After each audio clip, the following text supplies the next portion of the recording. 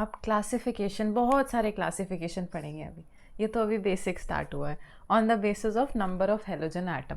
अब किसी भी हेलो एल्केन के पास एक हेलोजन एटम है तो मोनो हेलो एल्केन, दो हेलोजन एटम है तो डाई हेलो एल्केन, तीन हेलोजन एटम है तो ट्राई हेलो एल्केन।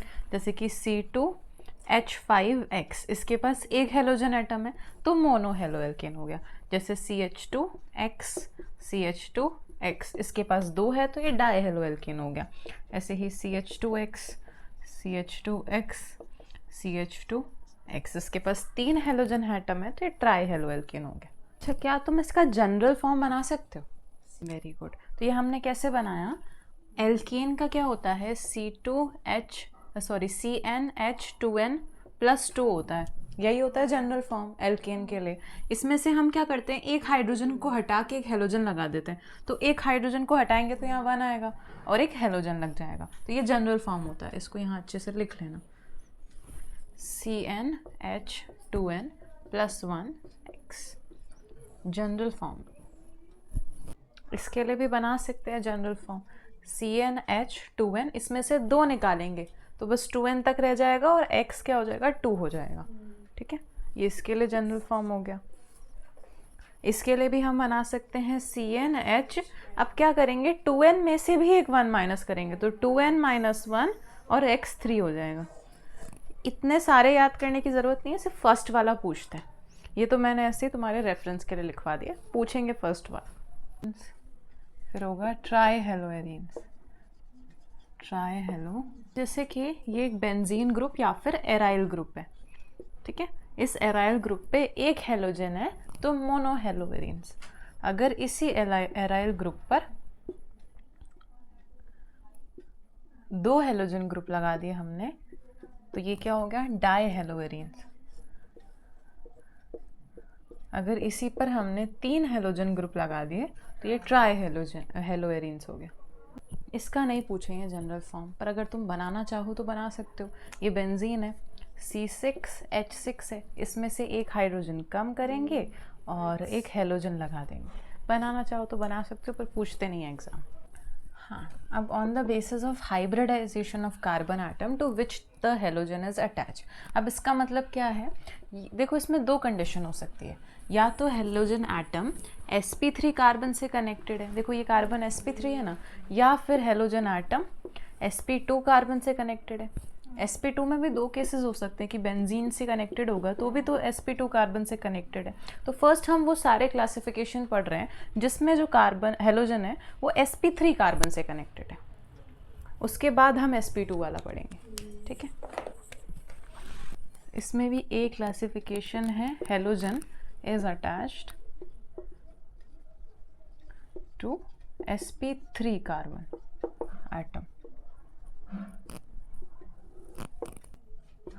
जैसे ये देखो, Cl ले लेते हैं, ये halogen group directly sp3 carbon से कनेक्टेड है। बेसिक जो हम बोलते हैं ना हेलो एल्केन, वो बेसिक है ना, कहीं डबल बॉन्ड है। ये जो कार्बन है डायरेक्टली sp3 कार्बन से ही कनेक्टेड है, तो वो होता है एल्काइल हैलाइड। एल्काइल अभी इसके बाद आएगा। अच्छा, 1 डिग्री 2 डिग्री 3 डिग्री वो सब समझ जाओगे क्या?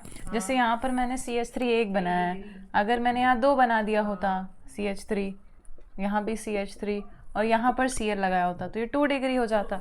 अगर मैंने CH3 कार्बन CH3 और फिर यहाँ हेलोजन लगाया तो ये 3 डिग्री हो जाता। 3 degree alkyl halide, 2 degree alkyl halide, 1 degree alkyl halide. ठीक है, ये है जो तुम एलाइलिक हैलाइड बोल रही हो, पहले आएगा डबल बॉन्ड, फिर आएगा सिंगल बॉन्ड, फिर आएगा हेलोजन। ठीक है, ये सीक्वेंस याद रखना, पहले आएगा डबल बॉन्ड, फिर आएगा सिंगल बॉन्ड, फिर आएगा एक्स। कहीं भी तुमको ऐसा सिस्टम दिख गया, एलाइलिक हैलाइड। अब इसमें भी तो जो हेलोजन है वो sp3 कार्बन से ही कनेक्टेड है। डबल बॉन्ड हमें दिख रहा है पर हेलोजन तो sp3 कार्बन से ही कनेक्टेड है। देखो, डबल बॉन्ड, फिर सिंगल बॉन्ड, फिर इस sp3 कार्बन से हेलोजन कनेक्टेड है, तो ये क्या है, एक एलाइलिक हैलाइड है। अब देखो ऐसे रिंग में भी आ सकता है, डबल बॉन्ड है या सिंगल बॉन्ड है, इस कार्बन से डायरेक्टली Cl कनेक्टेड है sp3 कार्बन से, ये भी sp3, तो ऐसा भी आ सकता है। बस हमें ये चीज़ आइडेंटिफाई करनी है तो हमें पता चल जाएगा एलाइलिक हैलाइड है। तुम्हारी NCERT में भी हैं क्वेश्चंस, वो करना प्रैक्टिस। हाँ, अब देखो बेंजाइलिक, हम बेंजाइलिक किसके अंदर पढ़ रहे हैं, sp3 में या sp2 में? ये बेंजाइलिक है, इसमें बेंजीन से। अच्छा तुम एक बात बताओ, ये हम sp3 के अंदर पढ़ रहे हैं sp2 के अंदर? sp3 के अंदर पढ़ रहे हैं, sp3 के अंदर पढ़ रहे हैं। तो क्या मैं डायरेक्टली यहाँ पर हेलोजन लगा सकती हूँ? नहीं लगा सकती, क्योंकि ये sp2 कार्बन है। तो हम एक और कार्बन यहाँ लगाएंगे, उस पे हेलोजन जोड़ेंगे। ठीक है, तो तुम्हें अगर ये याद हो जाएगा ना कि sp3 में हमारे 3 ही केस थे, एक एल्काइल वाला था, एक एलाइलिक वाला था और एक बेंजाइलिक वाला था, तो तुम्हारे लिए बहुत इजी हो जाएगा आइडेंटिफाई करना। इसलिए मैं मिक्स करके नहीं पढ़ा रही, मैं पहले sp3 पढ़ा रही हूँ फिर sp2 पढ़ा रही हूँ, ताकि तुम्हें आइडेंटिफाई हो जाए कि इन तीनों में तो sp3 था, मतलब इनमें डायरेक्टली डबल बॉन्ड से तो हम बिल्कुल ही कनेक्ट नहीं कर सकते, तो हम एक कार्बन और लाएंगे फिर कनेक्ट करेंगे। ठीक है, तो ये ध्यान रखना, sp3 के 3 है। हाँ, जिस कार्बन से कनेक्टेड है ये sp3 है, और इसी कार्बन को हम बेंजाइलिक कार्बन बोलते हैं, बेंजाइलिक कार्बन। अच्छा अब देखो, इस कार्बन से अगर मैं दोनों हाइड्रोजन हटा के कोई कोई ग्रुप लगा दूं, है ना, मान लो इस हाइड्रोजन को, एक हाइड्रोजन हटा के मैंने कुछ R ग्रुप लगा दिया, एक और हाइड्रोजन है उसको भी हटा के कुछ R' ग्रुप लगा दिया, फिर हेलोजन लगा दिया, हाँ, तो ये 3 डिग्री हो जाएगा, पर रहेगा ये अभी भी बेंजाइलिक। हमें कंफ्यूज नहीं होना कि और कुछ बन गया, ये है अभी भी बेंजाइलिक। इसमें कार्बन कौन सा है बेंजाइलिक? ये वाला ही है, ये बेंजाइलिक कार्बन है। उसी के अंदर 2 पार्ट थे, को 1 लिखवाया था sp3 वाले को, ये सेकंड है। हाँ देखो, विनाइलिक हैलाइड, क्योंकि sp2 है तो अब तो हम डबल बॉन्ड से डायरेक्टली हेलोजन को कनेक्ट कर सकते हैं, यही तो sp2 होगा। इस पूरे स्ट्रक्चर को विनाइलिक हैलाइड बोलते हैं। इजी है, compound in which halogen is bonded to sp2 hybridise carbon atom of a C double bond से। अब एराइल हैलाइड, एराइल मतलब मैंने पहले ही बताया था तुमको, बेंजीन ग्रुप को बोलते हैं, और sp2 वाले के अंदर पढ़ रहे हैं तो डायरेक्टली sp2 वाले कार्बन पे हेलोजन लगा दिया हमने। ठीक है, अगर यहाँ पर बेंजीन के साथ और कुछ ग्रुप भी लगा हुआ है ना, तो भी ये वाला कार्बन तो sp2 ही है, तो ये रहेगा एराइलिक हैलाइड ही। मतलब तुम कोई ग्रुप लगाओ या ना लगाओ, ये अगर ऐसा तुम्हें स्ट्रक्चर दिख रहा है कि बेंजीन के ऊपर हेलोजन लगा हुआ है तो एराइलिक हैलाइड ही।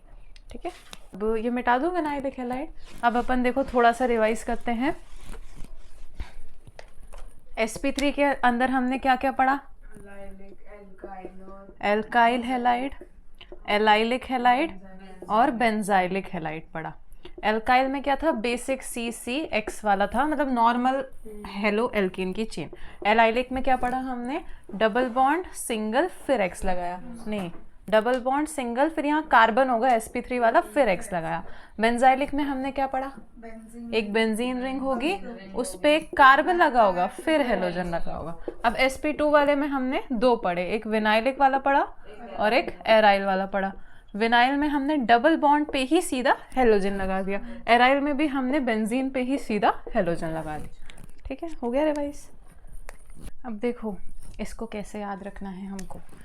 जैसे मेरे पास ये 2 कार्बन है, जेमिनल क्या होता है? जेम, जेम मतलब हाँ, मतलब इसमें एक ही बंदा ना 2 हेलोजन ग्रुप अपने साथ ले लेता है, और इसमें ये थोड़ा इक्वलिटी पे बिलीव करता है विसिनल, एक हेलोजन इसके पास, एक हेलोजन इसके पास।